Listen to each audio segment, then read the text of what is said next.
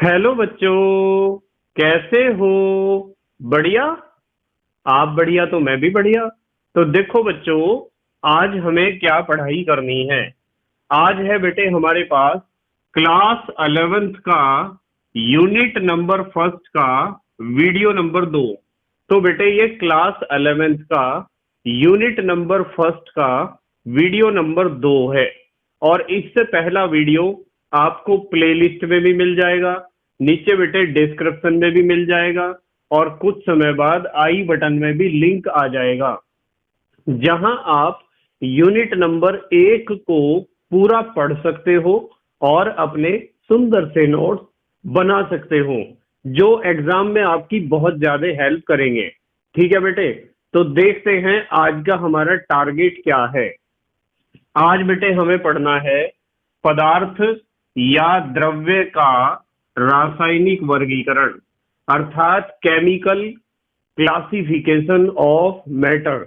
उसके बाद रासायनिक वर्गीकरण में हम पढ़ेंगे शुद्ध पदार्थ और अशुद्ध पदार्थ। बेटे शुद्ध पदार्थों में हमें पढ़ना है तत्व और यौगिक के बारे में, कि तत्व किसे कहते हैं, तत्व कितने प्रकार के होते हैं, और यौगिक के बारे में पढ़ेंगे कि यौगिक किसे कहते हैं और यौगिक भी कितने प्रकार के होते हैं। तो तत्व को इंग्लिश में कहते हैं एलिमेंट और यौगिक को कहते हैं कंपाउंड, और अशुद्ध पदार्थ मिश्रण को कहते हैं। तो हम पढ़ेंगे मिश्रण किसे कहते हैं और मिश्रण कितने प्रकार के होते हैं। ठीक है बेटे, तो चलो बच्चों जल्दी से आज की पढ़ाई शुरू करते हैं।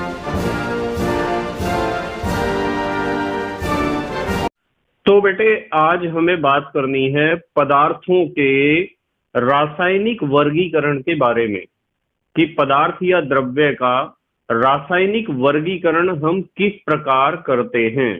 ठीक है बेटे, तो हम यहाँ लिखते हैं और आप भी लिखा करो साथ साथ, हेडिंग लगाते हैं पदार्थ या आप कह सकते हो द्रव्य का रासायनिक वर्गीकरण। पदार्थ या द्रव्य का रासायनिक वर्गीकरण, या हम कह सकते हैं केमिकल क्लासिफिकेशन ऑफ मैटर। पदार्थ या द्रव्य का रासायनिक वर्गीकरण, या हम कह सकते हैं केमिकल क्लासिफिकेशन ऑफ मैटर। अब यदि हम रासायनिक वर्गीकरण की बात करें तो बेटे रासायनिक वर्गीकरण का मतलब है रासायनिक गुणों के आधार पर पदार्थों को बांट देना। और यदि हम रासायनिक गुणों के आधार पर पदार्थों को बांटते हैं तो इस आधार पर पदार्थ होते हैं मुख्य रूप से 2 प्रकार के। ठीक है बेटे, तो हम लिखेंगे, यहां लिखते हैं रासायनिक वर्गीकरण। रासायनिक वर्गीकरण के आधार पर, रासायनिक वर्गीकरण के आधार पर पदार्थ कितने प्रकार के होते हैं। पदार्थ मुख्य रूप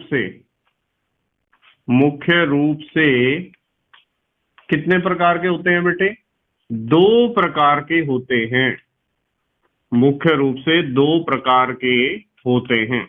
तो आपको ध्यान रखना है कि रासायनिक वर्गीकरण के आधार पर पदार्थ मुख्य रूप से 2 प्रकार के होते हैं। इसमें जो पहला प्रकार है उसे कहते हैं बेटे शुद्ध पदार्थ।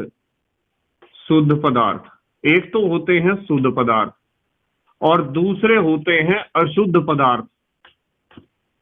अशुद्ध पदार्थ, और मैं आपको बताता हूं कि अशुद्ध पदार्थ का दूसरा नाम होता है मिश्रण। आप अशुद्ध पदार्थ कह सकते हो या फिर आप मिश्रण भी कह सकते हो। तो यदि कोई आपसे पूछता है कि रासायनिक वर्गीकरण के आधार पर पदार्थ कितने प्रकार के होते हैं, तो आपको उत्तर दे देना चाहिए कि रासायनिक वर्गीकरण के आधार पर पदार्थ मुख्य रूप से 2 प्रकार के होते हैं।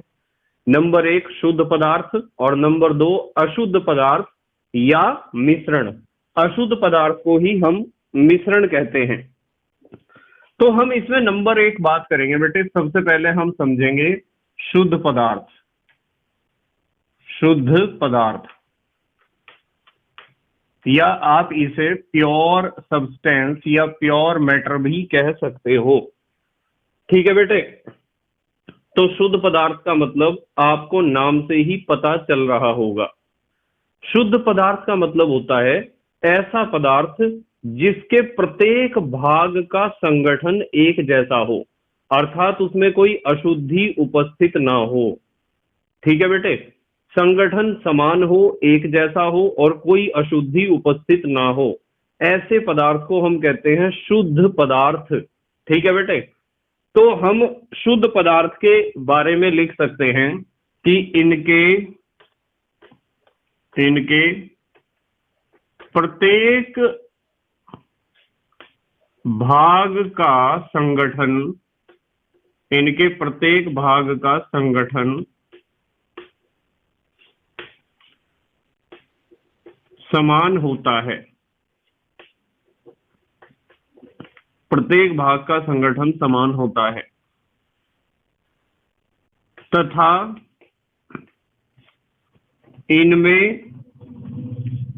इनमें कोई अशुद्धि भी उपस्थित नहीं होती है, या अशुद्धि भी नहीं होती है। जब प्रत्येक भाग का संगठन एक जैसा होगा तो अशुद्धि तो होने का कोई सवाल ही खड़ा नहीं होता है बेटे। तो हमें पता होना चाहिए कि शुद्ध पदार्थ वो होता है जिसके प्रत्येक भाग का संगठन क्या होता है, एक जैसा होता है, निश्चित होता है और इसमें कोई अशुद्धि भी नहीं होती है। ठीक है बेटे। अब एक बात समझनी है, एक बात ये समझनी है कि शुद्ध पदार्थ दो प्रकार के होते हैं। शुद्ध पदार्थ कितने प्रकार के? दो प्रकार के। दो प्रकार के होते हैं।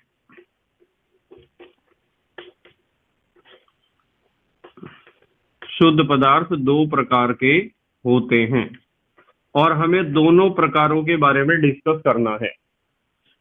नंबर एक तो होते हैं बेटे तत्व, और नंबर दो, तत्व को आप एलिमेंट भी कह सकते हो, एलिमेंट्स। और नंबर दो पर हम पढ़ेंगे यौगिक। तो तत्व भी शुद्ध पदार्थ होते हैं और यौगिक भी शुद्ध पदार्थ होते हैं। यौगिक को हम कहते हैं इंग्लिश में कंपाउंड्स। क्या कहते हैं बेटे? कंपाउंड्स। तो आपको पता होना चाहिए कि शुद्ध पदार्थ होते हैं दो प्रकार के, एक तो तत्व और एक तो यौगिक। अब हम इन दोनों को समझेंगे कि तत्व का क्या मतलब होता है और यौगिक का क्या मतलब होता है। तो सबसे पहले हम बात करेंगे तत्व के बारे में। ये नंबर एक और ये नंबर दो है ना, इसे नंबर दो को ऐसे लिख लो रोमन पद्धति में। तो नंबर एक की बात करते हैं हम। नंबर एक तत्व, या आप एलिमेंट भी कह सकते हो।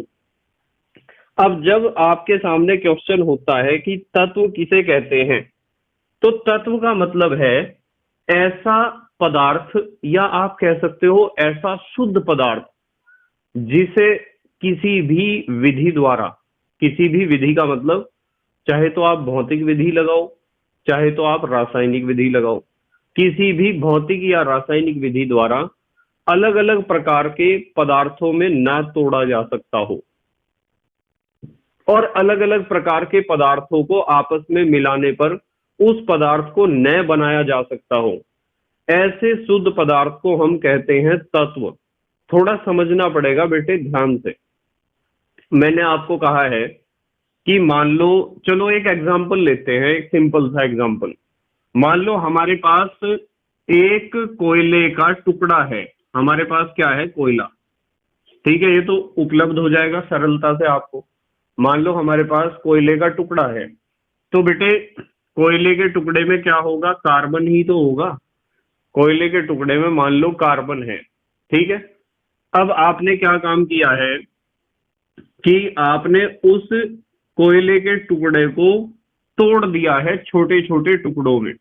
तो इसका मतलब यह है कि हमने उसे क्या किया है, तोड़ दिया है, उसके कर दिए हैं टुकड़े। यदि आपने उसे के टुकड़े कर दिए हैं तो हर एक टुकड़े में बेटे कार्बन ही तो होगा। कौन सा तत्व होगा, कार्बन होगा। और यदि इन टुकड़ों को पीस दिया है और आपने बना दिया है पाउडर, क्या बना दिया है, पाउडर या चूर्ण, तो पाउडर के हर एक पार्टिकल में, हर एक कण में बेटे कार्बन ही तो होगा। और यदि आप उसे बिल्कुल पीस के फाइन कर दोगे, बहुत बारीक कर दोगे, जैसा मैदा होता है, मान लो उससे भी बारीक आपने कर दिया, तो भी हर एक पार्टिकल में कार्बन ही होगा। इसका मतलब यह है कि यदि आपके पास कार्बन तत्व है, चाहे वो इनमें से किसी भी रूप में है, तो आप उसे दो अलग अलग प्रकार के तत्वों में या दो से अधिक अलग अलग प्रकार के तत्वों में नहीं तोड़ सकते हो। वो कितना ही उसे तोड़ लो, वो कार्बन ही रहेगा। और ये तो एक भौतिक विधि है बेटे। क्या है, भौतिक विधि।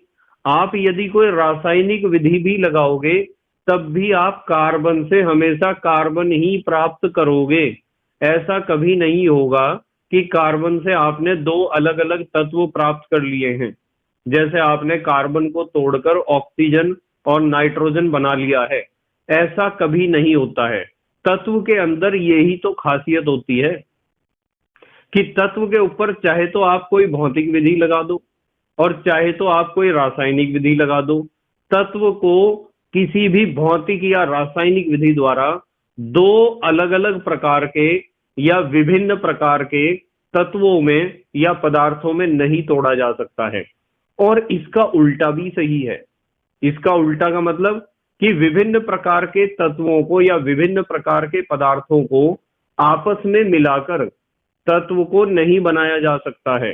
तो तत्व को तत्व ही रहने देना चाहिए। वो तत्व से किसी दूसरे पदार्थ में या किसी दूसरे तत्व में नहीं बदलेगा या नहीं टूटेगा और ना ही दूसरे पदार्थों से मिल के क्या होगा, बनेगा। तो हमें एक बात समझ में आई है कि तत्व हमेशा अपनी अवस्था को बनाए रखता है। उसे ना तो कोई बना सकता है और ना ही उसे कोई विभिन्न प्रकार के पदार्थों में तोड़ सकता है। ठीक है बेटे। तो हम यहां लिख सकते हैं कि तत्व वे शुद्ध पदार्थ होते हैं, तत्व वे शुद्ध पदार्थ होते हैं जिनको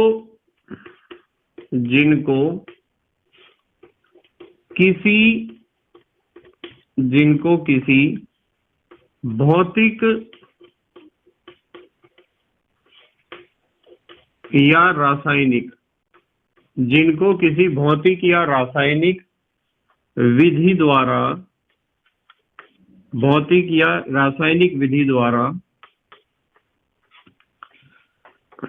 भिन्न प्रकार के, भिन्न माने अलग अलग, भिन्न प्रकार के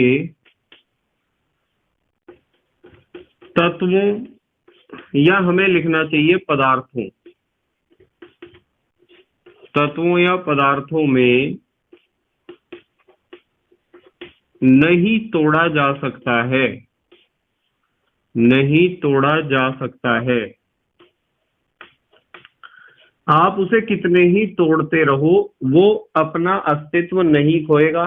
जैसे हमने कोयले को तोड़ा है तो वो कार्बन ही रहेगा, कार्बन के अतिरिक्त कोई अन्य तत्व या अन्य पदार्थ आपको नहीं मिलने वाला है, तो नहीं तोड़ा जा सकता है। तथा न ही विभिन्न प्रकार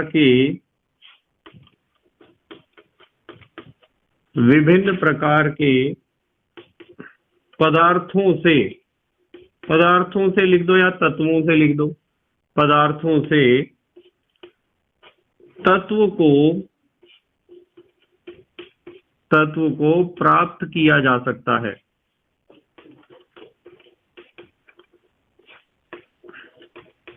इसका मतलब यह है कि तत्व को ना तो आप विभिन्न प्रकार के पदार्थों में तोड़ सकते हो और ना ही विभिन्न प्रकार के पदार्थों को आपस में मिलाकर किसी तत्व को बना सकते हो।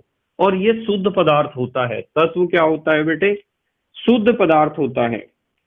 ये बात हमें पता होनी चाहिए। ठीक है बेटे। अब देखते हैं, जैसे इसके कुछ उदाहरण लिख लो। जैसे तत्व के उदाहरण तो आपको पता ही है। जैसे अभी हमने कोयले में देखा कार्बन। कार्बन एक तत्व है, सोडियम एक तत्व है, नाइट्रोजन एक तत्व है, ऑक्सीजन एक तत्व है, क्लोरीन एक तत्व है। आवर्त सारणी में कुल मिलाकर 118 तत्व हैं। ये सभी तत्व ही हैं जो आवर्त सारणी में रखे गए हैं। ठीक है बेटे। तो हमें पता चला है कि तत्व वे शुद्ध पदार्थ होते हैं जिनको किसी भौतिक या रासायनिक विधि द्वारा भिन्न प्रकार के तत्वों या पदार्थों में नहीं तोड़ा जा सकता है, तथा न ही विभिन्न प्रकार के पदार्थों से तत्वों को प्राप्त किया जा सकता है। जैसे carbon, sodium, nitrogen, oxygen, chlorine, ये सभी क्या हैं? तत्व हैं। देखो, तत्व के बारे में थोड़ा सा अध्ययन हमें और करना पड़ेगा। अब हम पढ़ेंगे बेटे तत्वों के प्रकार, टाइप्स ऑफ एलिमेंट। तत्वों के प्रकार, या आप कह सकते हो टाइप्स ऑफ एलिमेंट। तो यदि हम तत्वों की बात करें कि तत्व कितने प्रकार के होते हैं, तो बेटे तत्व होते हैं 3 प्रकार के। तो यहां लिखते हैं तत्व 3 प्रकार के होते हैं। तत्व 3 प्रकार के होते हैं। और ये बात आपको सबको पता होनी चाहिए कि कौन कौन से वो प्रकार हैं। इसमें सबसे पहला प्रकार होता है धातु। धातु जिसे आप कहते हो मेटल। तो आपको पता होना चाहिए धातु किसे कहते हैं। ज्यादातर बच्चों को पता होता है कि धातु किसे कहते हैं, पर आपको क्या धातु की सही परिभाषा याद है? जब हम पूछते हैं बच्चों से क्लास में कि धातु किसे कहते हैं, तो बच्चे कहते हैं कि सर धातु चमकदार होती है, धातु ठोस होती है, धातु विद्युत की सुचालक होती है, धातु ऊष्मा की सुचालक होती है, धातु तन्य होती है, धातु आघात वर्धनीय होती है। ये सारे धातुओं के गुण बताते हैं जो बिल्कुल सही हैं। पर बेटे, क्या आपने कभी सोचा है कि धातु का नाम धातु क्यों रखा गया है? धातु का अर्थ क्या होता है? देखो, मैं आपको बताता हूं। धातु शब्द लिया गया है धनवान से। धनवान माने रिच, अमीर। और अमीर किसे कहते हैं? मान लो मैं आपसे पूछ लूं कि रिच या अमीर या धनवान किसे कहते हैं, तो ज्यादातर बच्चों का उत्तर आएगा कि धनवान उसे कहते हैं जिसके पास बहुत ज्यादा धन हो, बहुत ज्यादा पैसा हो। पर बेटे, ये सच्चाई नहीं है। और ये बात आपको बहुत अजीब लग रही होगी कि सर आप क्या बात कर रहे हो, अमीर तो उसे ही कहते हैं जिसके पास बहुत ज्यादा पैसा है। बेटे, अमीर उसे नहीं कहते हैं जिसके पास बहुत ज्यादा पैसा है। अमीर, धनवान या रिच उसे कहते हैं जो बहुत ज्यादा पैसा खर्च करता है। मान लो किसी के पास 1 करोड़ रुपए हैं और वो खर्च करता है एक भी पैसा नहीं। ना तो वो अच्छे चप्पल जूते पहनता है, ना वो अच्छे कपड़े पहनता है, ना वो रोज नहाता है, ना वो अच्छा खाना खाता है, और ना उसके पास कोई अच्छा वाहन है, ना ही उसके पास कोई अच्छा घर है। उसके पास 1 करोड़ रुपया है। तो उसकी हालत यदि कोई अनजान व्यक्ति देखेगा सड़क पे चलते हुए, तो उस अनजान व्यक्ति को बिल्कुल भी एहसास नहीं होगा कि इसके पास 1 करोड़ रुपया है। वास्तविकता तो यह है कि वो 1 करोड़ रुपया उसके पास है, पर वो अपने 1 करोड़ रुपए को यूटिलाइज नहीं कर पा रहा है। ठीक है। तो ऐसे व्यक्ति को हम अमीर या धनवान या रिच नहीं कह सकते हैं। पर इसी के सापेक्ष यदि मैं बात करूं कि एक व्यक्ति है और उसके पास कुछ लाख रुपए हैं, जैसे 5 लाख 6 लाख, और वो अच्छे कपड़े पहनता है और उसका रोज का रूटीन है कि उसे नहाना भी है, अच्छा खाना खाना है, कपड़े अच्छे पहनने हैं और एक अच्छा वाहन रखना है आने जाने के लिए, डेली यूज के लिए। तो सभी व्यक्ति जो अनजान है उसे देखकर समझेंगे कि हाँ, यह व्यक्ति वास्तविकता में अमीर है। तो वो अमीर सबको इसलिए लगेगा क्योंकि वो पैसे खर्च करता है। मान लो आपके गली में, मोहल्ले में, गांव में कहीं भी कोई एक तरह का ओकेजन है, फॉर एग्जांपल कोई आपको फंक्शन करना है अपने गांव में या अपने कॉलोनी में या मोहल्ले में, जहां भी है आपको फंक्शन करना है, और आप फंक्शन करने के लिए कई सारे लड़के इकट्ठे हुए, और आप जो है कॉलोनी से या अपने गांव से चंदा मांगने के लिए चले गए। तो आप अलग अलग घरों में जाओगे। कुछ घर तो ऐसे होंगे, जो घर तो बहुत अच्छा होगा, पर वे देंगे आपको 11 रुपए या 21 रुपए देंगे, या फिर यूं कह देंगे कि अभी है नहीं, वे घर पे चले जाओ आप, बाद में देंगे आपको पैसे। और कुछ घर ऐसे होंगे जो देखने में अच्छे नहीं होंगे, आपको पता नहीं होगा कि इनकी आर्थिक स्थिति कैसी है, पर वे 100 रुपए, 101 रुपए, 151 रुपए ऐसे देंगे आपको। तो आप किसे कहोगे कि कौन अच्छा है, कौन अमीर है? अमीर बेटे वो है जो पैसे खर्च करता है। अमीर वो नहीं होता है जिसके पास बहुत ज्यादा पैसा है। हाँ, ऐसा हो सकता है कि किसी व्यक्ति के पास बहुत ज्यादा पैसा है और वो बहुत ज्यादा पैसे खर्च भी करता है, तो आप उसे अमीर कह सकते हो। और यदि किसी व्यक्ति के पास बहुत ज्यादा पैसा है और वो खर्च नहीं करता है, तो आप उसे अमीर नहीं कह सकते हो। और यदि किसी व्यक्ति के पास पैसा है ही नहीं, तो वो खर्च क्या कर लेगा? तो ऐसे व्यक्ति को भी हम अमीर नहीं कह सकते हैं। तो आपको अमीर, किसी व्यक्ति का अमीर होना, धनवान होना, उसके पास पैसे का होना नहीं है, उसके द्वारा पैसों का खर्च करना है। और ऐसा ही होता है तत्वों के साथ। ये जो धातु है ना, धातु, धातु शब्द आया, वे सभी तत्व या वे सभी परमाणु जिनकी आदत इलेक्ट्रॉन खर्च करने की होती है, इलेक्ट्रॉन देने की होती है, इलेक्ट्रॉन देने की जिनके अंदर आदत है, वे सभी तत्व होते हैं धातु। जैसे मैं आपको कहूं कि मान लो एक धातु है सोडियम, तो सोडियम को धातु क्यों कहा गया है? सोडियम को धातु इसलिए कहा गया है क्योंकि सोडियम को पहले वर्ग में हमने रखा है, क्योंकि सोडियम की बाहरी कक्षा में एक इलेक्ट्रॉन है। जब सोडियम की बाहरी कक्षा में एक इलेक्ट्रॉन है, तो 8 करने के लिए वो क्या करेगा सोडियम, बताओ?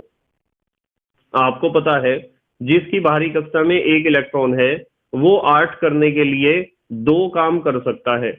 या तो अपने एक इलेक्ट्रॉन को त्याग सकता है, यानी किसी को दे सकता है, और या फिर वो 7 इलेक्ट्रॉनों को ले सकता है। अब सबको पता है कि एक इलेक्ट्रॉन को छोड़ना बहुत आसान है, एक इलेक्ट्रॉन को त्यागना क्या है, बहुत आसान है, कम एनर्जी उसमें लगेगा। जबकि 7 इलेक्ट्रॉनों को ग्रहण करने में तो बेटे बहुत ज्यादा एनर्जी कंज्यूम होगा, बहुत ज्यादा कार्य करना पड़ेगा। तो इसलिए फायदा तो दोनों में बराबर है, चाहे तो एक इलेक्ट्रॉन निकाल दो, चाहे तो 7 इलेक्ट्रॉन ग्रहण कर लो, फायदा तो बराबर है। पर एनर्जी में तो बहुत डिफरेंस आता है दोनों प्रोसेस में। तो काम तो वो करना चाहिए जिसमें एनर्जी कंजप्शन कम हो, ऊर्जा की खपत कम हो और रिजल्ट मिले ज्यादा। तो सोडियम की बाहरी कक्षा में जब एक इलेक्ट्रॉन है, तो वो 8 करने के लिए अपना एक इलेक्ट्रॉन देगा, ना कि 7 इलेक्ट्रॉन लेगा। तो उसकी बाहरी कक्षा में एक इलेक्ट्रॉन था, उसने फिर भी एक इलेक्ट्रॉन दिया है। और जिसकी आदत इलेक्ट्रॉन देने की होती है, वही धनवान है, वही अमीर है, वही रिच है, और उसे ही हम कहेंगे धातु। क्या कहेंगे बेटे? धातु। तो आपको पता होना चाहिए, यदि मैं मैग्नीशियम की बात करूं, मैग्नीशियम कौन से वर्ग का है बेटे? मैग्नीशियम है दूसरे वर्ग का। और यदि दूसरे वर्ग का है, तो उसकी बाहरी कक्षा में कितने इलेक्ट्रॉन है? उसकी बाहरी कक्षा में है 2 इलेक्ट्रॉन। और यदि उसकी बाहरी कक्षा में 2 इलेक्ट्रॉन हैं, तो मैग्नीशियम 8 करने के लिए क्या करेगा बताओ? क्या वो 6 इलेक्ट्रॉन लेगा, या फिर वो 2 इलेक्ट्रॉनों को अपनी कक्षा से निकाल देगा? क्या करेगा बताओ मैग्नीशियम? बेटे 6 इलेक्ट्रॉनों को लेने में तो बहुत एनर्जी वेस्ट होगी, 2 इलेक्ट्रॉनों को निकालना आसान है। तो मैग्नीशियम अपनी बाहरी कक्षा के 2 इलेक्ट्रॉनों को निकाल देगा। और यदि उसने अपनी बाहरी कक्षा के 2 इलेक्ट्रॉनों को निकाल दिया, तो इसका मतलब उसकी आदत भी इलेक्ट्रॉन देने की है, वो भी धनवान है, वो भी रिच है, तो मैं उसे भी धातु कहूंगा। यदि हम तीसरे वर्ग की बात करें, तो तीसरे वर्ग से एक तत्व उठा लो आप, एल्यूमिनियम। एल्यूमिनियम की बाहरी कक्षा में 3 इलेक्ट्रॉन होते हैं। तो 8 करने के 2 तरीके हैं। क्या तरीके हैं दो, या तो 5 इलेक्ट्रॉन ले लो या 3 निकाल दो। अब तो आपकी समझ में आ गया होगा कि 3 इलेक्ट्रॉन निकालना आसान है 5 लेने के बजाय। तो 3 इलेक्ट्रॉन निकाल लेगा एल्यूमिनियम, और यदि एल्यूमिनियम 3 इलेक्ट्रॉन निकालता है तो उसकी आदत भी इलेक्ट्रॉन देने की है और वो भी धातु है। पर यदि मैं बात करूं ग्रुप नंबर 4 की, मान लो चतुर्थ वर्ग की हम बात करते हैं, तो चौथे वर्ग में बाहरी कक्षा में होते हैं 4 इलेक्ट्रॉन।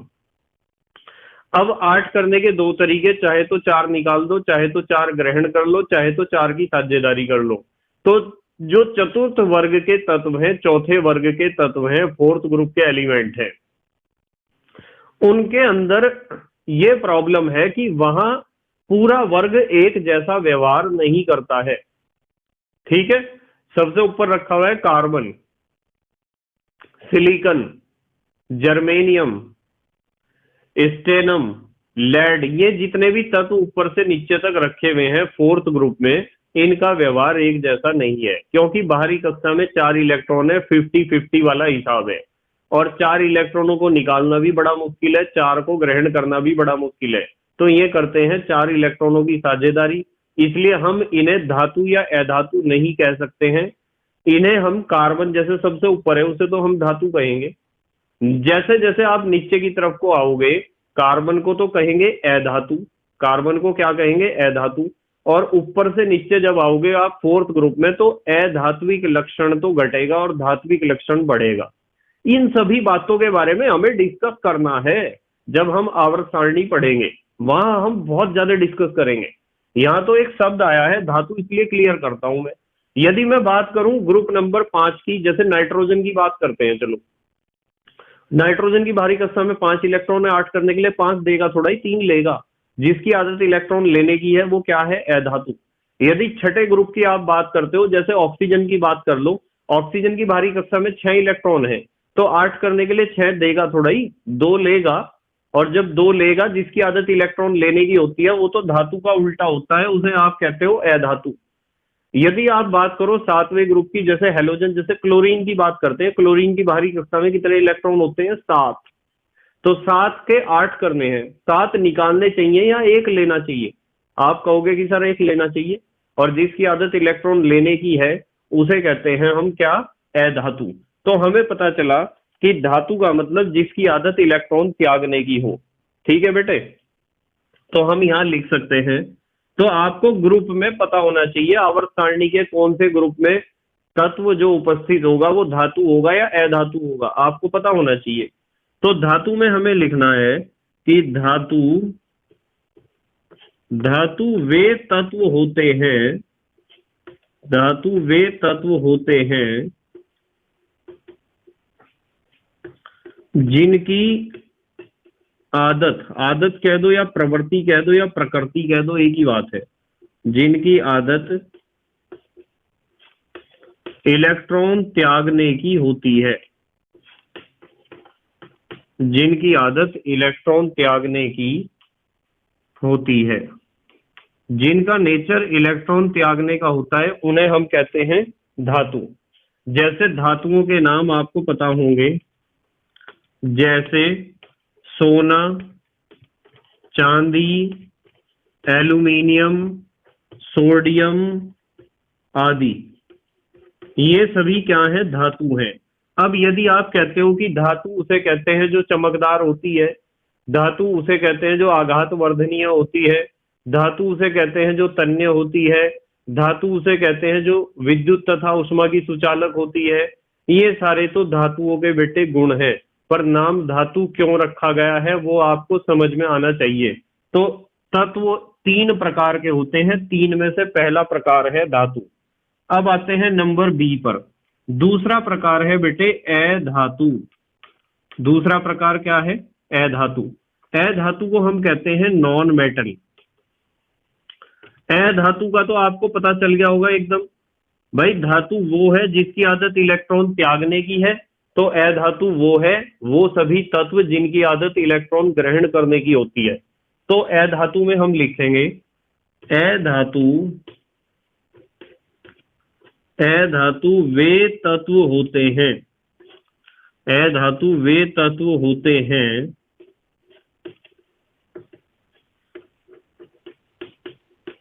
जिनकी आदत, आदत कह दो या प्रवृत्ति कह दो या प्रकृति कह दो, इलेक्ट्रॉन ग्रहण करने की होती है। जिनकी आदत इलेक्ट्रॉन ग्रहण करने की होती है उन्हें कहते हैं बेटे अधातु। ठीक है, जैसे अधातु में आप लिख सकते हो नाइट्रोजन, ऑक्सीजन, क्लोरीन, ये सभी क्या है, अधातु है। देखो मैं आपको एक बात बताता हूं, ध्यान से सुनना। यदि आपको कोई कहता है कि धातु उसे कहते हैं जिसकी आदत होती है विद्युत धनात्मक गुण दिखाने की, यानी जो विद्युत धनात्मक है वो तो धातु है और जो विद्युत ऋणात्मक है वो अधातु है, तो ये परिभाषा भी बिल्कुल सही है। ध्यान रखना है, विद्युत धनात्मक जो होगा उसी की आदत होगी इलेक्ट्रॉन त्यागने की, और जो विद्युत ऋणात्मक होगा उसी की आदत होगी इलेक्ट्रॉन को ग्रहण करने की।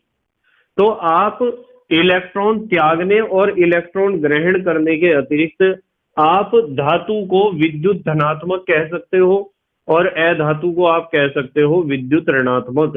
तो इस परिभाषा को भी आप प्रयोग कर सकते हो। अब आते हैं नंबर सी पर। तीसरे प्रकार के जो तत्व होते हैं उन्हें कहते हैं उपधातु। तीसरे प्रकार के जो तत्व होते हैं उन्हें क्या कहते हैं बेटे, उपधातु, या उपधातु को आप कह सकते हो मेटालॉइड्स। क्या कह सकते हो, मेटालॉइड्स। तो उपधातु या मेटालॉइड्स का क्या मतलब है, बहुत आसान है।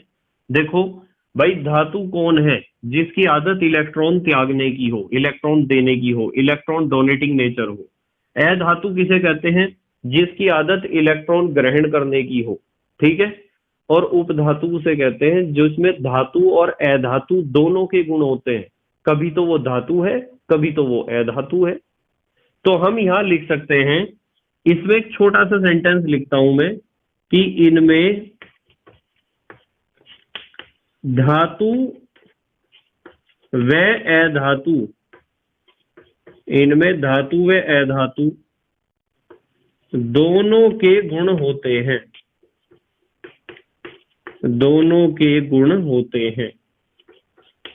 तो ऐसे तत्व जिनमें धातु और अधातु दोनों के मिले जुले गुण आपको देखने को मिलते हैं, उन्हें तत्वों को आप कहोगे उपधातु। ठीक है बेटे, जैसे यही एग्जांपल लिख देते हैं, जैसे आर्सेनिक, आर्सेनिक, जर्मेनियम आदि, ये दोनों क्या हैं, उपधातु हैं।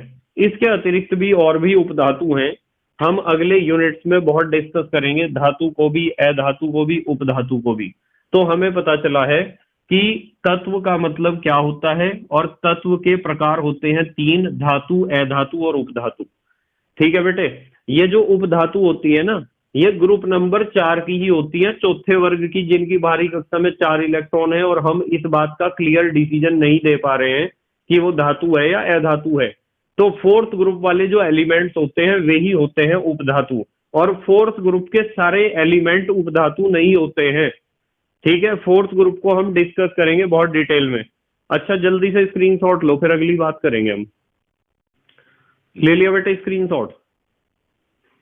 ठीक है, तो बेटे हमने पढ़ा है कि शुद्ध पदार्थ दो प्रकार के होते हैं, एक तो तत्व और एक तो यौगिक। तो तत्व के बारे में तो हमने स्टडी कर लिया है कि तत्व किसे कहते हैं और तत्व कितने प्रकार के होते हैं। अब हम नंबर 2 पे डिस्कस करेंगे बेटे, यौगिक। तो नंबर 2 हम हेडिंग बनाते हैं, नंबर 2 यौगिक। चलो यौगिक के बारे में बात करते हैं। यौगिक को आप कंपाउंड भी कह सकते हो, यौगिक को आप कह सकते हो कंपाउंड। आप यौगिक कहो या कंपाउंड कहो। अब सबसे पहला क्वेश्चन तो ये खड़ा होता है कि यौगिक का क्या मतलब है।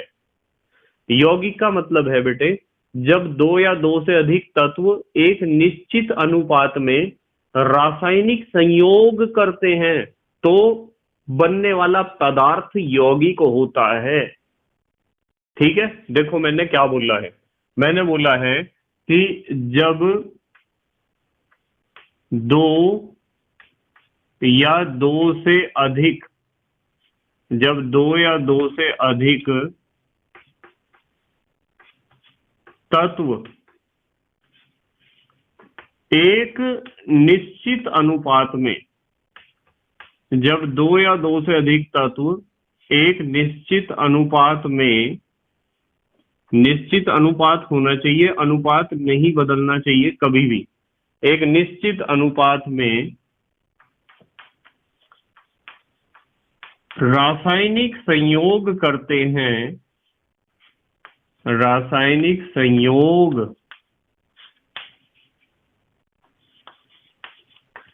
करते हैं, तो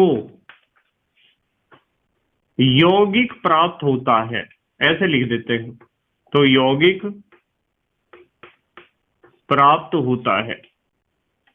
तो हमें एक बात पता चली है कि यौगिक एक ऐसा पदार्थ है जिसमें दो या दो से अधिक तत्व एक निश्चित अनुपात में जुड़े होते हैं और रासायनिक संयोग के द्वारा जुड़े होते हैं, अर्थात रासायनिक बंधों के द्वारा जुड़े होते हैं।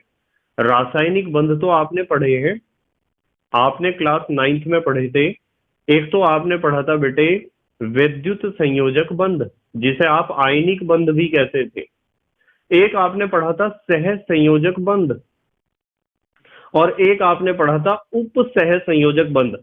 तो इन सभी बंधों को हम अब भी डिस्कस करेंगे क्लास 11th में। हमें डिटेल में डिस्कस करना है सारे बॉन्ड्स को, चाहे वो रासायनिक बंध हो और चाहे वो अरासायनिक बंध हो।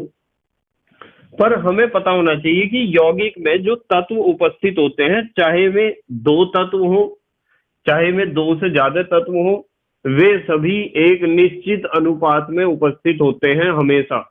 जैसे इसका एग्जाम्पल लिखता हूं आपके सामने, जैसे मैं एग्जाम्पल लिखता हूं H2O। H2O में हाइड्रोजन और ऑक्सीजन का एक निश्चित अनुपात है। चाहे तो आप आयतन का अनुपात देख लो, वो भी निश्चित होगा, और चाहे आप भार का अनुपात देख लो, वो भी निश्चित होगा। जैसे भार का अनुपात इसमें हाइड्रोजन और ऑक्सीजन का होता है 1:8। कितना होता है? 1:8। जैसे मैं आपको कहूं HCl भी एक यौगिक है। इसमें दो तत्व हाइड्रोजन और क्लोरीन एक निश्चित अनुपात में जुड़ते हैं, निश्चित आयतनात्मक अनुपात में और निश्चित भारात्मक अनुपात में। यानी आयतनों का भी एक निश्चित अनुपात होता है और भारों का भी एक निश्चित अनुपात होता है। तो इसे कहते हैं बेटे यौगिक। बहुत ध्यान से समझना है कि यौगिक में जितने भी तत्व उपस्थित होते हैं वे सभी एक निश्चित अनुपात में उपस्थित होते हैं। मैं बार बार आपको बोल रहा हूं, निश्चित अनुपात में उपस्थित होते हैं यौगिक में। अच्छा चलो, यौगिक के बारे में एक बहुत अच्छी बात बताऊंगा आपको। एक हेडिंग लिखते हैं, चलो नोट।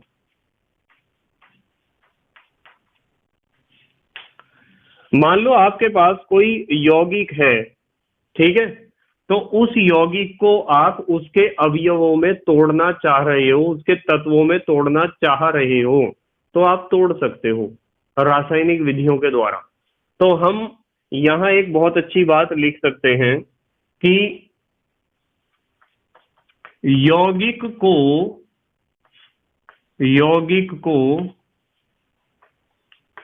रासायनिक विधियों द्वारा, यौगिक को रासायनिक विधियों द्वारा उसके अवयवों में, अवयव पता है आपको किसे कहते हैं? अवयव का मतलब हिस्से, टुकड़े, जिनसे मिलकर वो बना था वे टुकड़े, यानी तत्व। तत्वों से ही तो मिलकर बनता है यौगिक। तो हमने लिखा है यौगिक को रासायनिक विधियों द्वारा उसके अवयवों में तोड़ा जा सकता है, तोड़ा जा सकता है। ये चीज आपको ध्यान रखनी है। यहां इसलिए ध्यान रखनी है क्योंकि तत्व को नहीं तोड़ा जा सकता है। भाई यौगिक से पहले हम क्या पढ़ के आए हैं बताओ? यौगिक से पहले क्या पढ़ा था हमने? बेटे यौगिक से पहले हमने पढ़ा था तत्व, और तत्व में मैंने आपको लिखवाया था कि चाहे तो कोई भौतिक विधि लगा के देख लियो, चाहे तो कोई रासायनिक विधि लगा के देख लियो, आप तत्व को अलग अलग प्रकार के या विभिन्न प्रकार के या भिन्न प्रकार के या दूसरे प्रकार के पदार्थों में कतई नहीं तोड़ सकते हो, कतई, किसी तत्व को। और यौगिक को हम लिख रहे कि रासायनिक विधि लगाकर उसके अवयवों में तोड़ सकते हैं, लिख रहे नहीं। जैसे एक एग्जांपल देता हूं, चलो आपको ज्यादा समझ में आएगा। जैसे मान लो हमारे पास ये एक यौगिक है H2O। H2O एक यौगिक है, और H2O में आप एक बर्तन में भरो पानी को और प्रवाहित कर दो वैद्युत धारा। यदि आप वैद्युत धारा प्रवाहित करोगे तो टूट जाएगा, हाइड्रोजन अलग हो जाएगा और ऑक्सीजन हो जाएगा अलग। तो इसका मतलब हमने जल को उसके अवयवों अर्थात हाइड्रोजन और ऑक्सीजन में तोड़ दिया है। कौन सी विधि लगाई है? विद्युत धारा प्रवाहित की है। यानी ये एक रासायनिक विधि है। विद्युत अपघटन एक रासायनिक विधि होती है। और तत्व को आप विभिन्न प्रकार के पदार्थों में नहीं तोड़ सकते हो, चाहे तो भौतिक विधि लगा के देख लियो, चाहे तो आप रासायनिक विधि लगा के देख लियो, नहीं तोड़ सकते आप। पर यौगिक को आप तोड़ सकते हो। और बेटे एक बात और बताऊं, चलो अच्छा आपको बहुत बढ़िया बात बताता हूं। यहाँ एक हेडिंग लिखते हैं, नोट।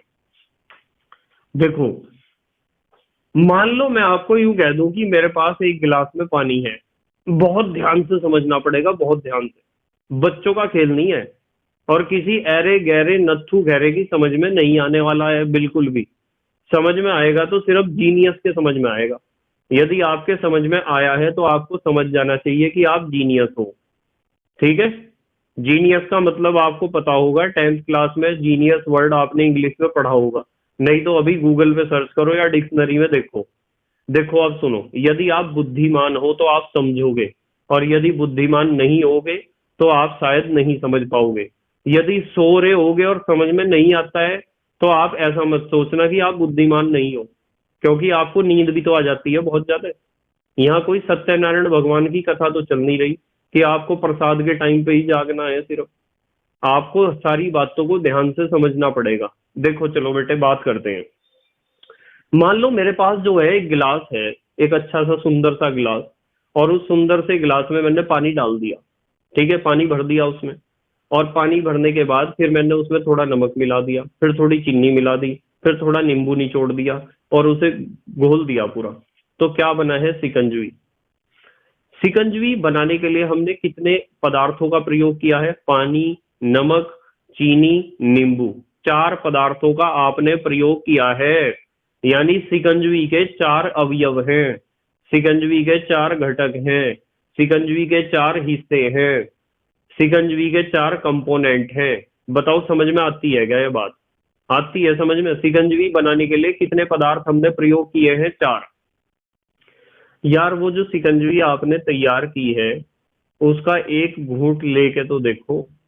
जब आप उसका एक घूंट लोगे ना तो आपको एहसास होगा कि हाँ इसमें पानी है। आपको एहसास होगा कि हाँ इसमें नमक भी है। आपको एहसास होगा कि इसमें चीनी भी है। आपको एहसास होगा कि इसमें नींबू भी है। यानी कि वो मिश्रण, वो मिक्सचर जो आपने तैयार किया है, जिसे आप शिकंजवी कहते हो और जिंदगी के मजे लूटते हो गर्मियों के दिनों में, उसके अंदर उपस्थित सभी अवयवों के गुण आपको महसूस हो रहे हैं। यानी वो मिश्रण सभी अवयवों के गुणों को मिला जुला कर दिखाता है।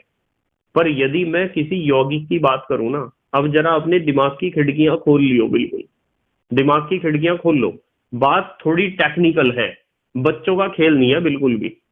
और मुझे पता है कि अब आप बच्चे नहीं रहे हो, अब आप 10th क्लास पास आउट कर चुके हो, आप बड़े हो चुके हो। अब तुम्हारे में से किसी को बॉर्नवीटा पीने की जरूरत नहीं है। अब खाने की जरूरत है अच्छे फल, ड्राई फ्रूट्स और दूध, ठीक है। बॉर्नवीटा घोल के पीने की आदत छोड़ दो, अब बड़े हो गए आप।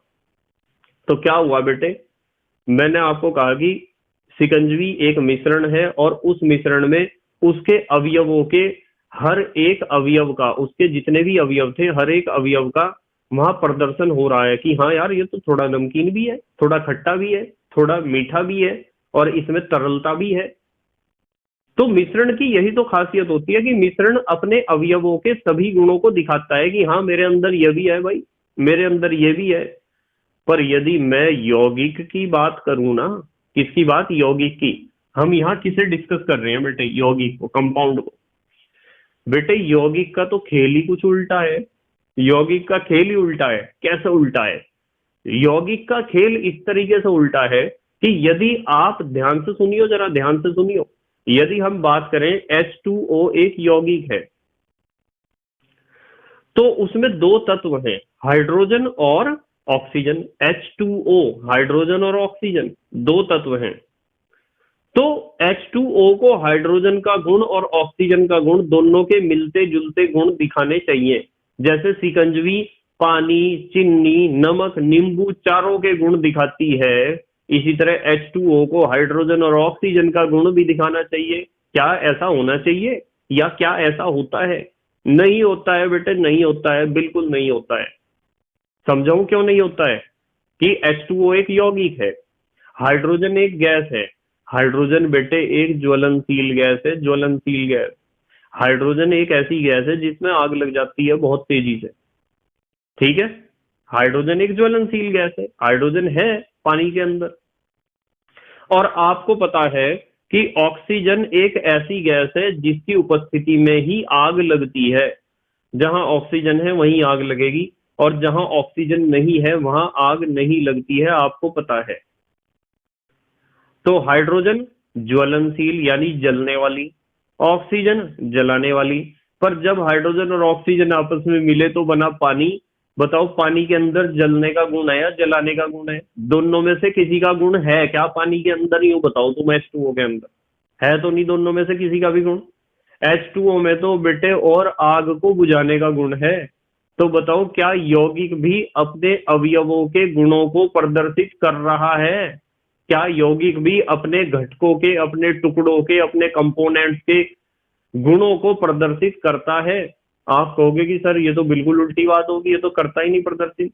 बेटे मिश्रण प्रदर्शित करता है अपने अवयवों के गुणों को, पर यौगिक अपने अवयवों के गुणों से बिल्कुल अलग तरह के गुण दिखाता है, बिल्कुल अलग तरह के गुण। ठीक है बेटे, तो ये चीज ध्यान रखनी है। और मैंने इसीलिए यहाँ एक हेडिंग लिखी है, नोट। ठीक है, तो नोट में हम समझेंगे कि यौगिक के जो गुण होते हैं, यौगिक के गुण, यौगिक के गुण अपने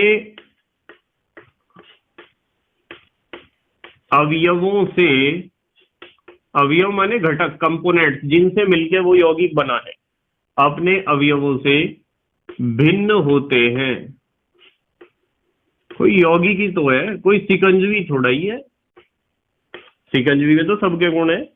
आप दूध में जो है चीनी घोल के पियोगे तो कुछ और मजा आएगा, और शक्कर घोल के पियोगे तो कुछ और मजा आएगा, थोड़ा सा शहद डाल के पियो तो कुछ और मजा आएगा।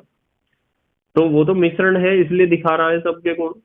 ठीक है, तो मिश्रण और यौगिक में आपको ये डिफरेंस पता होना चाहिए। तो हमने लिखा है यौगिक के गुण अपने अवयवों से क्या होते हैं? भिन्न होते हैं। जैसे, चलो एग्जाम्पल लिख लेते हैं। जैसे H2O, H2O का काम क्या है? H2O आग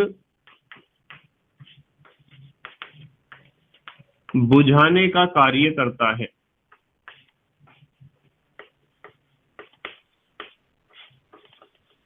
H2O आग बुझाने का कार्य करता है, जबकि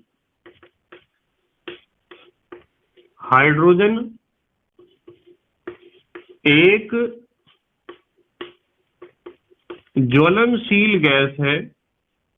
हाइड्रोजन एक ज्वलनशील गैस है। ध्यान से समझ रहे ना आप? हाइड्रोजन एक ज्वलनशील गैस है, तथा ऑक्सीजन, ऑक्सीजन जलने में सहायता करती है। किसी चीज को जलना हो तो ऑक्सीजन के बिना नहीं जल सकती।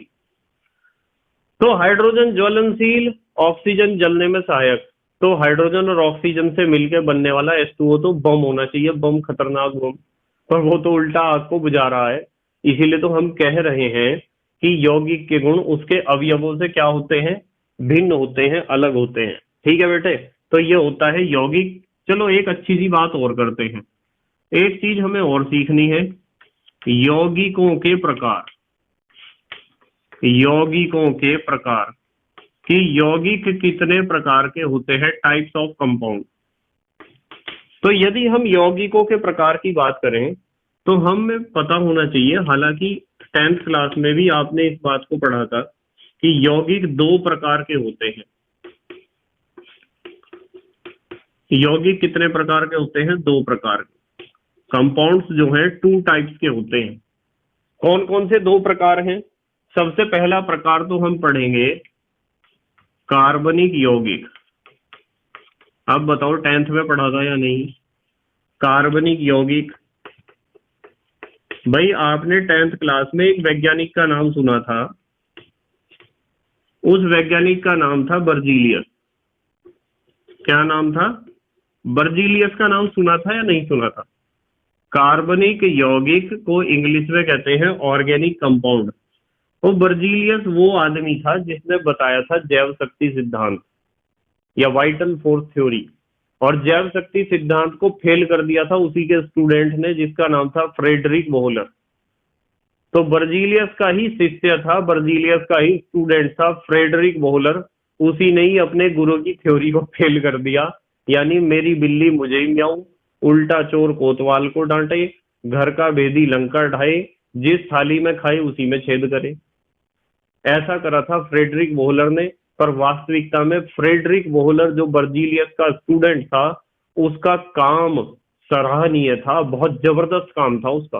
उसने दुनिया को सही समझ दी कि तुम क्या सोच रहे, किस गलत रास्ते पे चल रहे, सही रास्ते पे चलाने वाला फ्रेडरिक बोहलर। ठीक है बेटे, तो कार्बनिक यौगिक किसे कहते हैं? देखो हमने पढ़ा यौगिकों के प्रकार। यौगिक दो प्रकार के होते हैं। कार्बनिक यौगिक शब्द सबसे पहले जो हमने सुना था वो बर्जीलियस के जैव शक्ति सिद्धांत के अंतर्गत ही सुना था। कार्बनिक यौगिक का मतलब बड़ा सीधा साधा है, 10th क्लास में हम पढ़कर आए हैं। कार्बनिक यौगिक वे यौगिक हैं जिनमें कार्बन और हाइड्रोजन दोनों का होना जरूरी है। ज्यादातर लोग ऐसा मानते हैं कि कार्बनिक यौगिक का मतलब ऐसे यौगिक जो कार्बन, जिनके अंदर कार्बन हो। बेटे यह बात बिल्कुल सही नहीं है। केवल कार्बन की उपस्थिति मात्र से कार्बनिक यौगिक की पहचान नहीं की जा सकती है। कार्बनिक यौगिक की यदि हमें पहचान करनी है तो हमें बेटे यूं देखना पड़ेगा कि कार्बन के साथ साथ हाइड्रोजन भी है या नहीं है। यदि कार्बन के साथ साथ हाइड्रोजन भी हमें नजर आ रहा है, कार्बन के जस्ट बराबर में, बिल्कुल एकदम कार्बन से जुड़ा हुआ, तो ही हम दिए गए यौगिक को कार्बनिक यौगिक कहेंगे, अन्यथा नहीं। ठीक है, तो यदि आपसे कोई पूछता है कि कार्बनिक यौगिक किसे कहते हैं, तो हम लिखेंगे कि इनमें, बस शॉर्ट में मैं लिखता हूं, इनमें कार्बन व हाइड्रोजन दोनों तत्व एक साथ उपस्थित होते हैं। एक साथ उपस्थित होते हैं मतलब केवल कार्बन की उपस्थिति मात्र से हम इस बात का निर्णय नहीं ले सकते हैं कि दिया गया यौगिक एक कार्बनिक यौगिक है। कार्बन की उपस्थिति से नहीं, आपको यूं देखना पड़ेगा कि कार्बन के साथ साथ हाइड्रोजन भी है या नहीं है। यदि कार्बन के साथ आपको हाइड्रोजन भी नजर आ रहा है, शेष सभी तत्व चाहे कोई सा भी तत्व हो, हमें कोई तत्व हो या ना हो, कार्बन और हाइड्रोजन दोनों होने चाहिए। ठीक है, तो उन्हें कहते हैं, इनमें कार्बन व हाइड्रोजन दोनों तत्व एक साथ उपस्थित होते हैं, तो आप इन्हें कहोगे कार्बनिक यौगिक। अच्छा, बर्जीलियस की एक बात तो ठीक है। देखो क्या बात ठीक है? बर्जीलियस ने कहा था कि कार्बनिक यौगिक केवल और केवल सजीवों से मिलते हैं। अब केवल और केवल को तो रख दो एक तरफ उठा के, कार्बनिक यौगिक अधिकतर सजीवों से ही प्राप्त होते हैं। इस बात को दिमाग में घुसा लो कि यहां लिख देता हूं, चलो, ये अधिकतर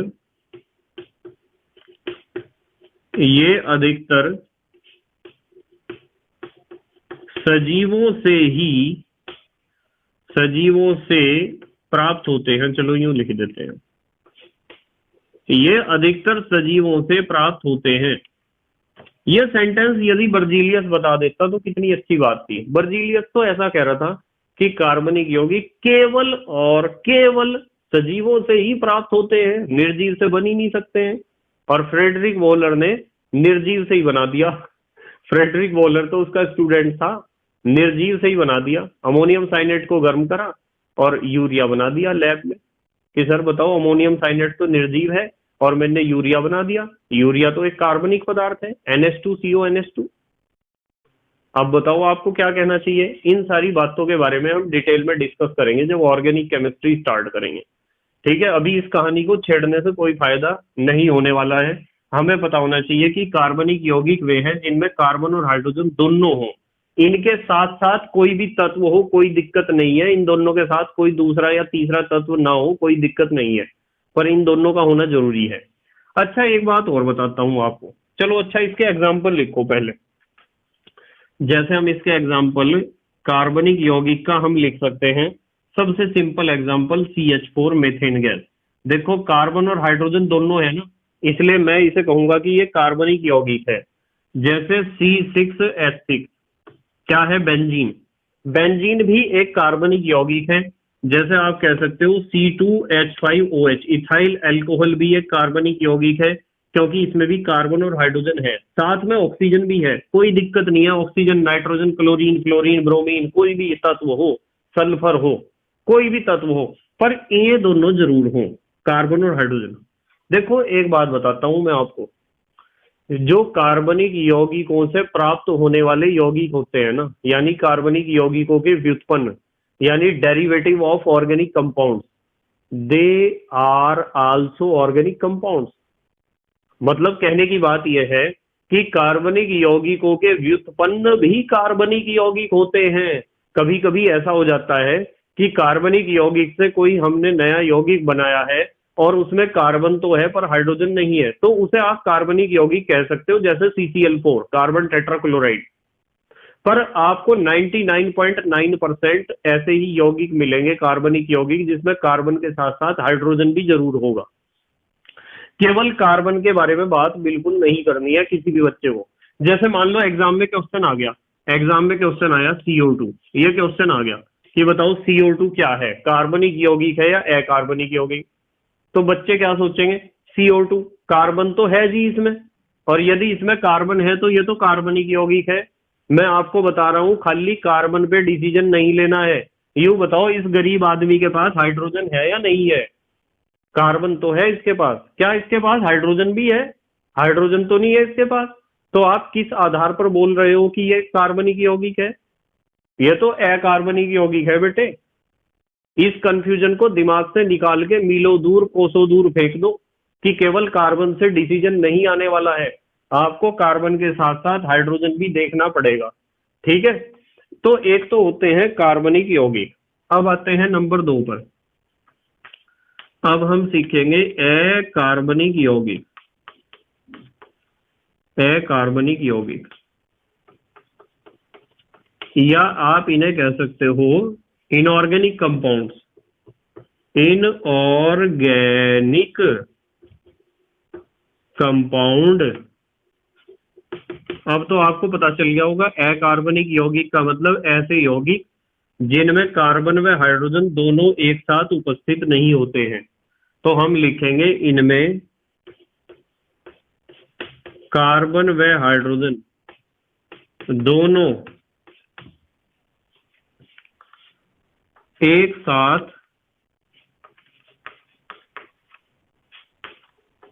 नहीं होते हैं। बस इतना लिख लो, एक साथ उपस्थित नहीं होते हैं, ऐसे लिखोगे तब भी वही बात है।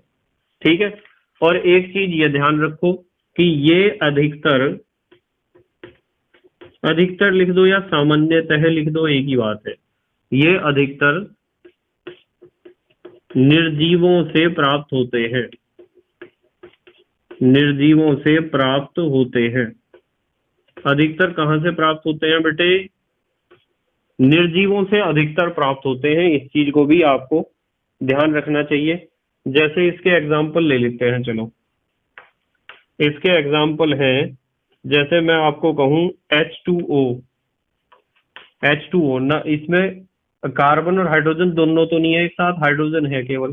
तो H2O को मैं कहूंगा अकार्बनिक यौगिक। जैसे NH3, कार्बन और हाइड्रोजन दोनों नहीं है। जैसे H2SO4, ठीक है। जैसे HCl, ये सभी क्या है, अकार्बनिक यौगिक। आप कार्बनिक और अकार्बनिक यौगिकों की पहचान बड़ी आसानी से आप कर सकते हो कि कहाँ कार्बनिक यौगिक है और कहाँ अकार्बनिक यौगिक है। जल्दी से स्क्रीनशॉट लो, फिर आगे की बात करेंगे हम। बहुत अच्छी अच्छी बातें। ले लिया बेटे स्क्रीनशॉट? ठीक है। तो बेटे यदि हम रासायनिक वर्गीकरण की बात करते हैं ना, तो रासायनिक वर्गीकरण के आधार पर पदार्थ होते हैं दो प्रकार के, शुद्ध पदार्थ और अशुद्ध पदार्थ। शुद्ध पदार्थ मैंने आपको बताए दो प्रकार के, तत्व और यौगिक। तत्व में बताया आपको कि तत्व का क्या मतलब होता है, चाहे भौतिक विधि लगाओ चाहे रासायनिक विधि लगाओ, तत्व को आप अलग अलग प्रकार के पदार्थों में तोड़ नहीं सकते हो, ना ही अलग अलग प्रकार के पदार्थों को आपस में मिलाकर किसी तत्व को बना सकते हो। तत्व बताए तीन प्रकार के, धातु, अधातु और उपधातु। और बेटे फिर आए हम यौगिक पर, कि जब दो या दो से अधिक तत्व एक निश्चित अनुपात में आपस में जुड़ते हैं तो यौगिक बनता है। और यौगिक बताए आपको दो प्रकार के, एक तो आपको बताए कार्बनिक यौगिक और एक बताए अकार्बनिक यौगिक। तो ये तो सारा स्टडी था शुद्ध पदार्थों के बारे में, अर्थात तत्वों के बारे में और यौगिकों के बारे में। अब आ जाते हैं हम नंबर 2 पर, जिसे आप कहते हो अशुद्ध पदार्थ या फिर मिश्रण। तो बेटे यहां हेडिंग लिखते हैं, नंबर 2 करके हेडिंग लिखते हैं। ऐसे लिख दूं बेटे, नंबर 2 अशुद्ध पदार्थ। अशुद्ध पदार्थ या अशुद्ध पदार्थ को आप कह सकते हो मिश्रण। मिश्रण नाम अधिक प्रचलित है। हम मिश्रण को इंग्लिश में कहते हैं मिक्सचर। मिश्रण को क्या कहते हैं, मिक्सचर। तो सीखते हैं अशुद्ध पदार्थ या मिश्रण या मिक्सचर का क्या मतलब होता है। इसका मतलब होता है कि जो हमने अभी सिकंजवी बनाई थी ना, वो एक मिश्रण है। सिकंजवी बनाई थी थोड़ी देर पहले, वो क्या है, एक मिश्रण है, एक अशुद्ध पदार्थ है। तो जब दो या दो से अधिक पदार्थ किसी अनिश्चित अनुपात में या किसी भी अनुपात में आपस में मिलते हैं तो मिश्रण बनता है। क्या बनता है, मिश्रण। और वे पदार्थ क्या हो सकते हैं, जिन्हें आपस में मिलाया आपने और किसी भी अनुपात में मिलाया, कोई निश्चित अनुपात नहीं है मिलाने का। वे पदार्थ बेटे तत्व भी हो सकते हैं, वे पदार्थ यौगिक भी हो सकते हैं, कुछ भी हो सकते हैं। उन्हें आपस में मिलाना है और आपको मिल जाएगा मिश्रण। तो हम यहां लिख सकते हैं, जब दो या दो से अधिक, जब दो या दो से अधिक पदार्थ, ब्रैकेट में लिख दूं तत्व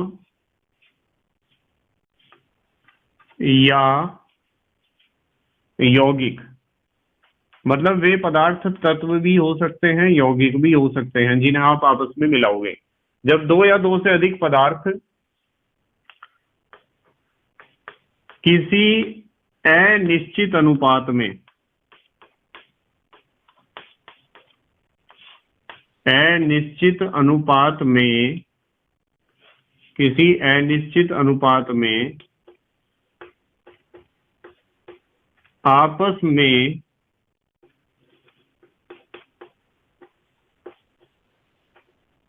मिलाए जाते हैं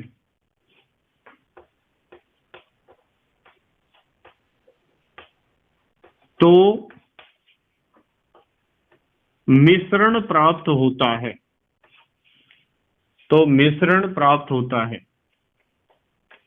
और आपको एक बात बताता हूं मैं, यदि आप अपने आप लिखोगे, अपने हाथ से मेरे साथ साथ लिखोगे और अपने हैंड रिटन नोट्स बनाओगे, तो सबसे अच्छी बात होती है बेटे, आपके हाथ से बनाए गए नोट्स आपके लिए बेस्ट होते हैं, एकदम बेस्ट।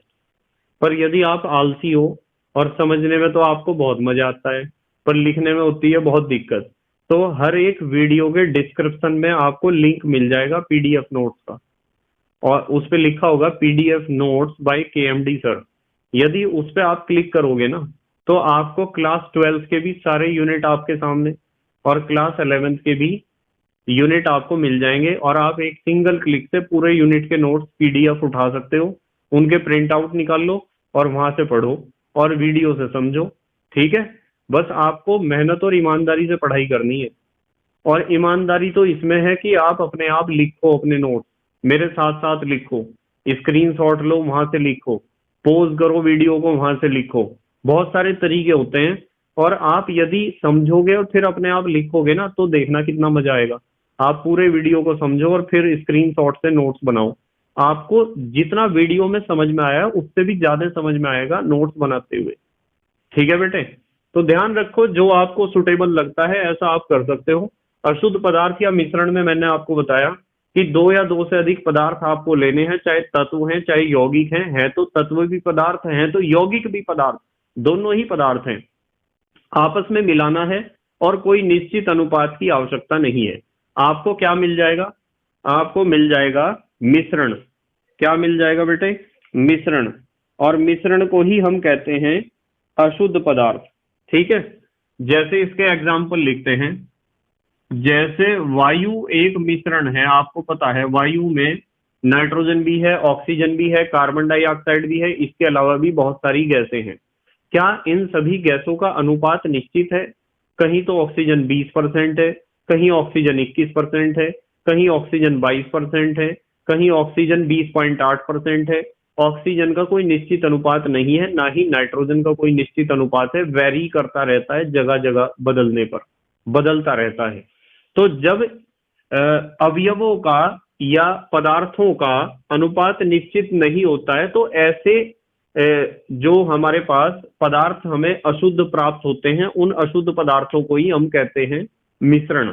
ठीक है बेटे, जैसे वायु विभिन्न गैसों का एक मिश्रण है।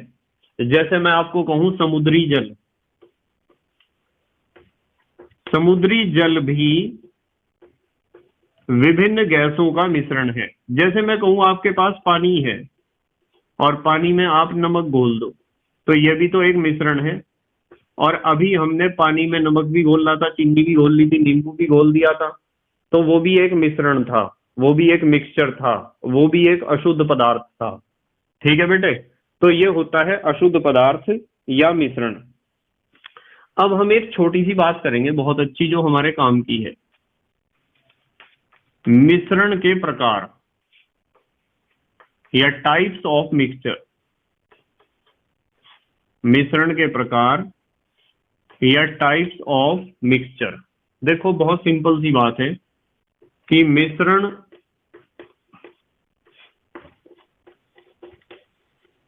दो प्रकार के होते हैं। मिश्रण दो प्रकार के होते हैं। कौन कौन से दो प्रकार हैं? आपने नाम सुना होगा समांगी मिश्रण और विषमांगी मिश्रण। तो नंबर ए करके लिखता हूं, चलो मैं नंबर ए, या नंबर 1 और 2 लिख लो, एक ही बात है। समांगी मिश्रण।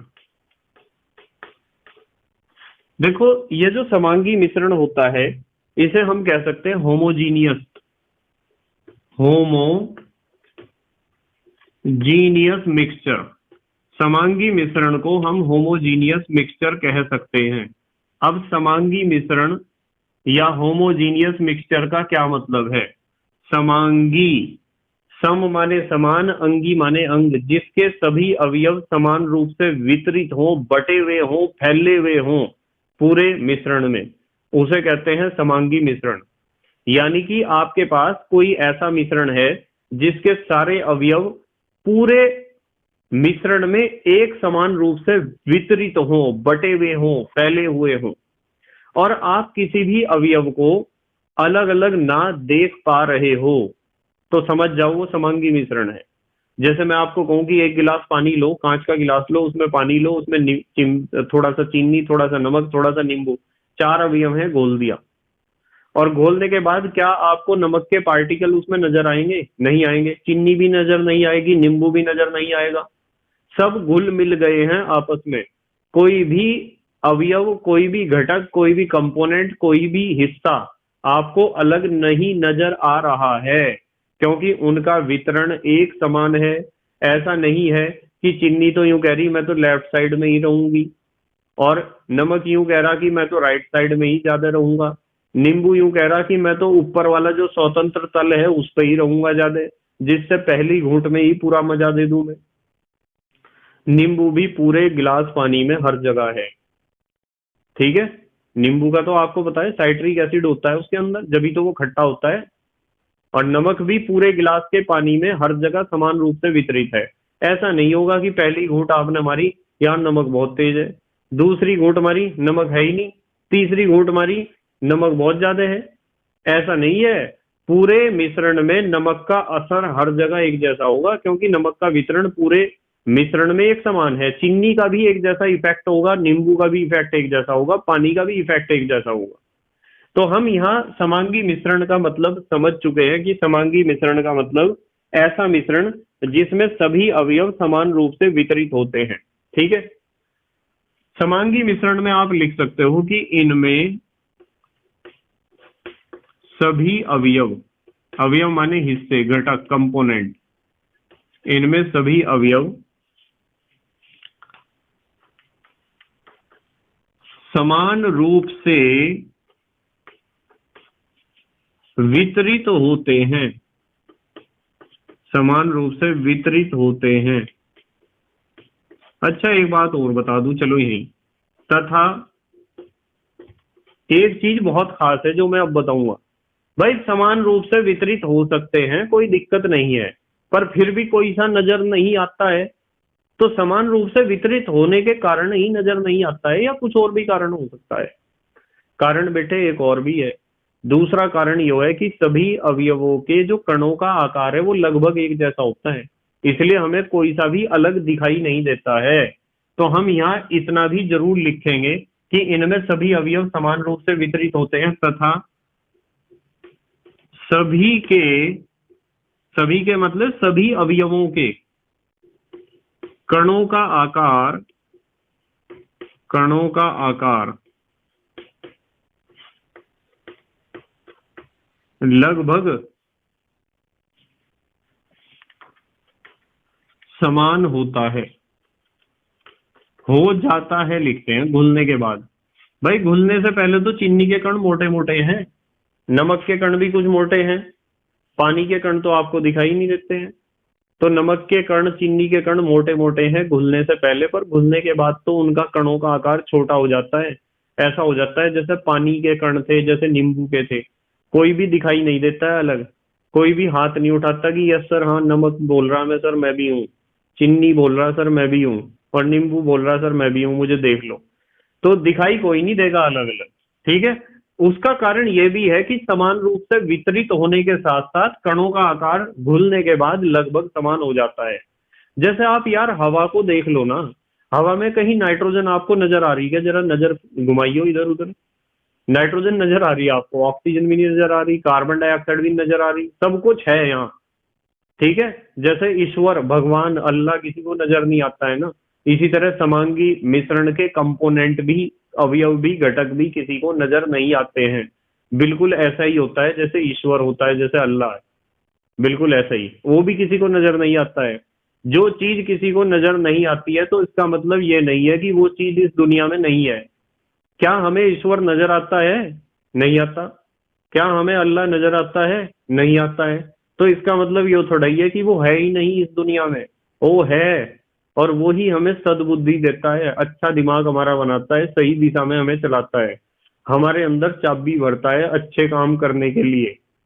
ईश्वर, अल्लाह वो है, पर हमें दिखाई नहीं दे रहा है। इसका मतलब ये नहीं है कि यदि कोई वस्तु दिखाई नहीं देती है तो वो नहीं है इस दुनिया में, इसका मतलब ये नहीं है जरूर है। तो इसलिए हम समझे हैं कि समांगी मिश्रण का मतलब क्या है, जिसमें सभी अवयव आपको दिखाई नहीं देंगे, ठीक है, क्योंकि उनका वितरण एक समान होता है, और उनके कणों का आकार भी लगभग एक जैसा होता है। ठीक है। अच्छा, एक चीज और लिख लो, इसके इसके लिख दो या इनके लिख दो, एक ही बात है। इसके सभी अवयवों को, अवयव की जगह घटक लिख दो, सभी घटकों को नग्न आंखों से नहीं देखा जा सकता है, नहीं देखा जा सकता है।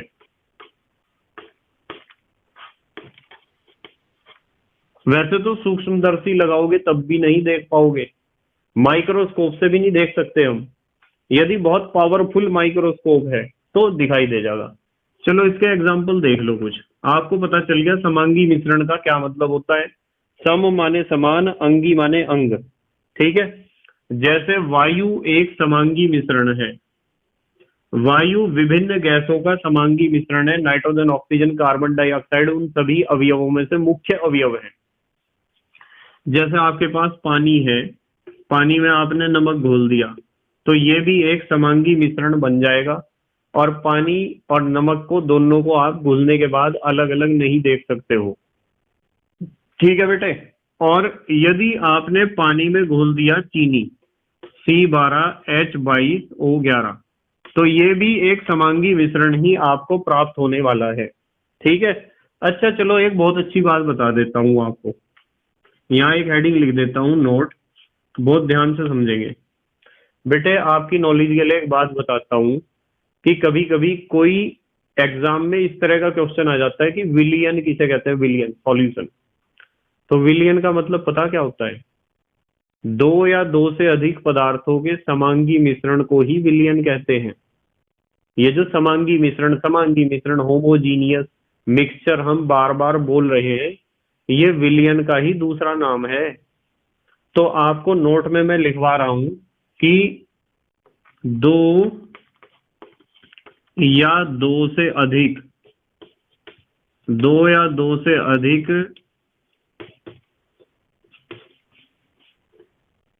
पदार्थों के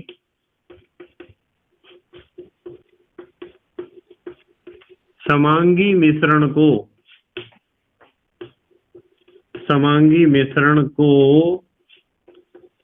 ही भी लिखूं, ही विलियन, ये विलियन सॉल्यूशन कहते हैं। ठीक है। विलियन है बेटे, विलेन नहीं है। जो हमारी मूवीज में बेकार आदमी होता है, खराब आदमी होता है, गंदा आदमी होता है, उसे विलेन कहते हैं। ये है विलियन। विलियन क्या है हम डिटेल में डिस्कस करेंगे क्लास 11th में ही। नंबर ए था समांगी मिश्रण। अब आते हैं नंबर बी पर, विषमांगी मिश्रण। विषमांगी मिश्रण। और बेटे विषमांगी मिश्रण को आप कह सकते हो हेट्रोजीनियस सॉल्यूशन, HETEROGENEOUS मिक्सचर।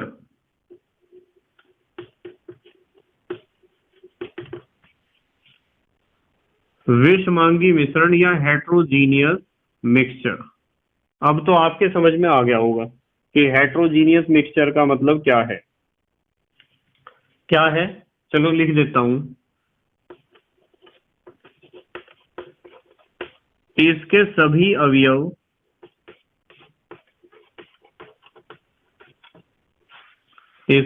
अवयव समान रूप से वितरित नहीं होते हैं।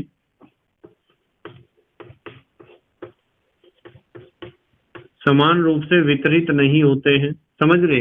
एक अवयव एक कोने में पड़ा हुआ, एक अवयव एक कोने में पड़ा हुआ, ऐसा हो सकता है। समान रूप से वितरित नहीं होते हैं तथा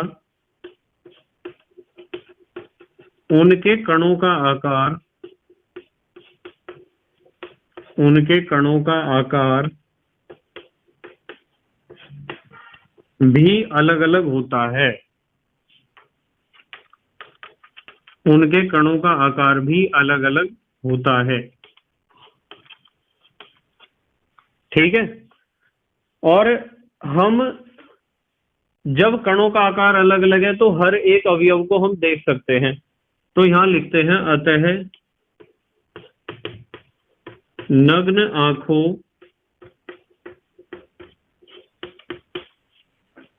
या सूक्ष्मदर्शी से,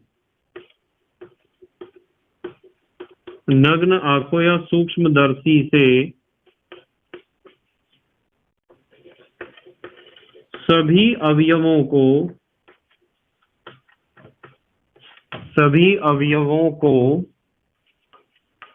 क्या लिखूंगा बेटे, देखा जा सकता है।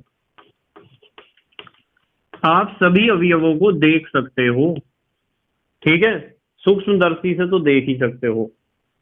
जैसे मैं आपको कहूं, जैसे इसका एग्जांपल लिखते हैं, जैसे मैं कहूं रेत और रेत में मिलाया लोहे का पाउडर। चलो लोहे ही लिखते हैं, लोहे का पाउडर की जगह चूर्ण लिख दूं, चूर्ण। तो यदि रेत में आप लोहे का चूर्ण मिलाओगे तो वो समांगी मिश्रण नहीं होगा, विषमांगी मिश्रण होगा। कैसा मिश्रण होगा बेटे, विषमांगी मिश्रण, क्योंकि उसमें वितरण एक समान नहीं होगा और उनके कणों के आकार में भी अंतर होगा। जैसे मैं आपको कहूं एक एग्जांपल, धुआं। धुआं, ठीक है बेटे। आपको बता, धुआं क्या है, कार्बन के पार्टिकल्स हैं, किसमें घुले हुए हैं, हवा में। तो हवा में कार्बन के पार्टिकल्स घुलेंगे तो वहां नजर आएगा कि यहाँ धुआं है। आपको उस मिश्रण का एक अवयव नजर आता है, कार्बन के पार्टिकल। जैसे मैं आपको कहूं धूल, धूल भी एक विषमांगी मिश्रण है। बहुत सारे एग्जाम्पल हैं। जैसे मैं कहूं कि मेरे पास एक गिलास में पानी है और पानी में घोल दिया रेत, विषमांगी मिश्रण है। एक समान वितरण नहीं होगा, रेत नीचे बैठा रहेगा, नीचे। जब तक आप चम्मच से घुमाओगे जब तक तो ठीक है, और जब वो गति खत्म हो जाएगी, उसकी बंद हो जाएगी, नीचे बैठ जाएगा रेत। तो ये सभी जो हैं एग्जाम्पल हैं। इसके अलावा भी बहुत सारे एग्जाम्पल आप बना सकते हो विषमांगी मिश्रण के। ठीक है बेटे। अब हमारे देश के प्यारे प्यारे बच्चे जल्दी से स्क्रीनशॉट लेंगे। ले लिया बेटे स्क्रीनशॉट? ठीक है। तो बेटे मुझे उम्मीद है आपके समझ में आया होगा पदार्थों का रासायनिक वर्गीकरण। तो रासायनिक वर्गीकरण के आधार पर पदार्थ दो प्रकार के होते हैं, शुद्ध पदार्थ और अशुद्ध पदार्थ। शुद्ध पदार्थ में हमने पढ़े तत्व और यौगिक। तत्व में हमने पढ़े तीन प्रकार के, धातु, अधातु और उपधातु। यौगिक में हमने पढ़े दो प्रकार के, कार्बनिक यौगिक और अकार्बनिक यौगिक। और बेटे हमने अशुद्ध पदार्थ या मिश्रण को पढ़ा कि मिश्रण या अशुद्ध पदार्थ का क्या मतलब होता है। और मिश्रण या अशुद्ध पदार्थ होते हैं दो प्रकार के, एक समांगी और एक विषमांगी। मैंने आपको बताया कि समांगी मिश्रण को ही तो यार विलयन कहते हैं। ठीक है बेटे। बस मेहनत और ईमानदारी से अपनी पढ़ाई करते जाओ, अपने नोट्स बनाते जाओ। और यदि आलसी हो तो पीडीएफ नोट्स डिस्क्रिप्शन में मिल जाएंगे, वहां से आप लिंक पे क्लिक करो, वहां से आप डाउनलोड करो और पढ़ाई करो। बस एक बात ध्यान रखनी है कि आपकी जो साइड बुक है, रेफरेंस बुक है, एनसीईआरटी तो आपको पढ़नी है, पर जो आपके स्कूल वाले या कोचिंग वाले जो भी आपको रेफरेंस बुक लगवाते हैं, उस बुक के चैप्टर कंप्लीट होने के बाद जो लास्ट में छोटे छोटे क्वेश्चंस दिए होते हैं उनकी आपको प्रैक्टिस करनी है। एनसीईआरटी को पूरा मैं सॉल्व कराऊंगा।